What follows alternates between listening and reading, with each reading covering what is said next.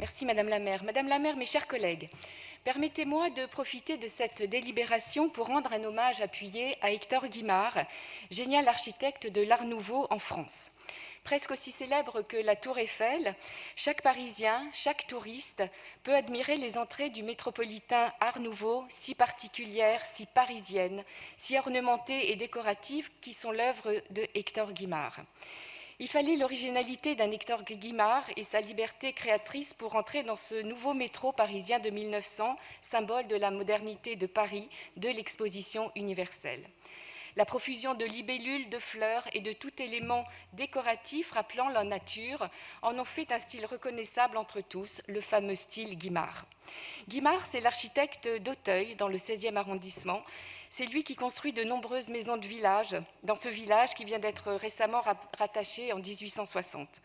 Le Castel Béranger, situé au 14 rue La Fontaine, est une véritable explosion architecturale, un coup de tonnerre dans l'espace parisien par sa modernité, son originalité, la poésie de ses motifs décoratifs qui a remporté le premier prix des façades parisiennes.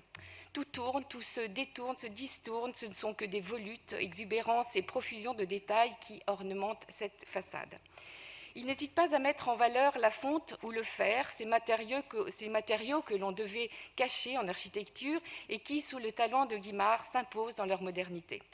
Guimard, c'est plus qu'un architecte, c'est un designer qui invente en permanence des formes et des objets nouveaux. Il s'intéresse à la matière, à la couleur. Il ajoute toujours du décor à ses œuvres avec élégance et esthétisme. Dans le 16e, on peut toujours admirer les maisons Guimard dans les rues Gros, La Fontaine, Agard ou Henri Heine. Pour Guimard, il y a 3 mots d'ordre à respecter dans son œuvre, la logique, l'harmonie et le sentiment. Le sentiment de créer de belles choses, originales et modernes, comme le dit si bien Georges Vigne. C'est la nature à la Viollet-le-Duc qui s'exprime dans les œuvres de Guimard, cette insouciance créatrice d'avant-guerre, un dessin très sensuel qui a imprimé cette période d'Art Nouveau.